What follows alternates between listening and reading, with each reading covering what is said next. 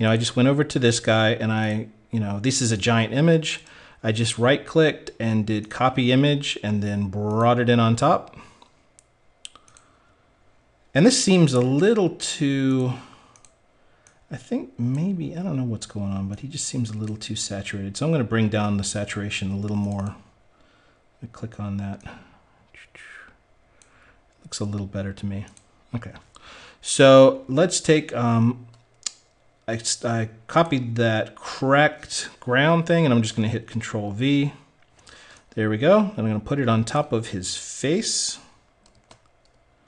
And one thing that you're going to see, and this is something that I didn't even plan on when I was first doing this, is I'm going to overlay this onto his face.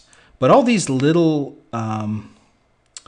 elements over here are also going to make the particles that are coming off of his face look really, more realistic and more like there's little shadows and little nuances on them. So I'm just going to put that there and click, I believe I did multiply. So there we go. There's multiply. And of course, this looks terrible the way it is. And we're going to do something here that's more, this is really what separates the teachers from the students. So this is one big thing that took me a while to learn and took me even longer to implement. But if you learn it, it's really good. So I'm going to double click on this file and I'm going to get the layer style panel. And I spent years over here and working with this, but I always ignored this guy right here. This was always just a little area that I never really understood, and I still to this day don't completely understand it. But I do know that when you've got a file like this, like a texture that you want it to make it look like it's on top of something, whether it's like a fruit or a face or whatever, this is the way to decide how the layers interact with each other. So just watch what I'm going to do. If I start pulling this on the bottom, it changes how the layers underneath it come through. The lightest parts, it'll let the darker parts come through and whatever. Honestly, I'm being honest with you. I do this for a living. I don't totally understand this thing. But what I do understand is if you just drag these things like this, it never looks right, because there's no subtlety to it. So what you have to do is click Control and, you have to click Alt and then start dragging it, and it'll be a lot more subtle how that layer interacts with the layers below it. Okay, so I'm going to click on the bottom here.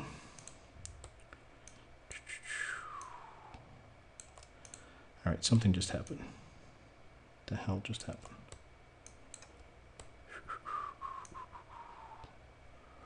Okay, that's not good. Okay, yeah, here we go. You have to click Alt. And that will really, if you can see the image back there, let me move this over. You can see how this file is now interacting with the file that's under it. It's really starting to look like it's part of it, because it's the way that the files are blending. Now you can try the black here. See how that helps.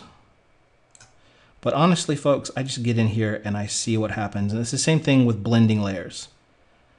Sometimes I'll hit an overlay and I just have no idea what it's going to look like. And, and I don't feel so bad because I've talked to some people that really, are like the big deals at teaching Photoshop. And a lot of times they're like, yeah, I don't know either. Or some of my designer friends have never even touched this part.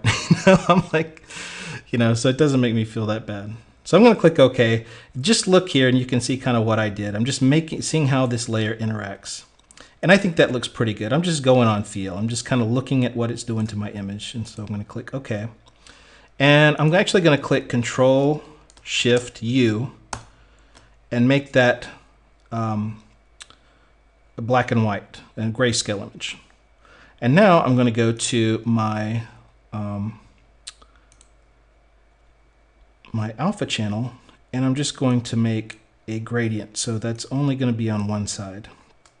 Okay. So then I can go, just so it looks like it actually fits here a little bit better, I'm going to go with my black, and I'm just going to paint out some of these effects. Just kind of paint them out. Just try to make them look like they're part of this image. And you can go through and you can make them, you know,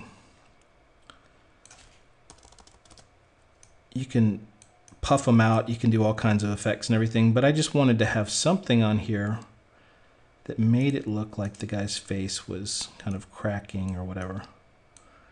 And you can see that the black here is not coming through as well. So I'm going to go back through here to this, the layer, and I'm going to click Alt, click on the black here, and I'm going to try to get more black coming through. I think it might be here that's causing that problem, or here.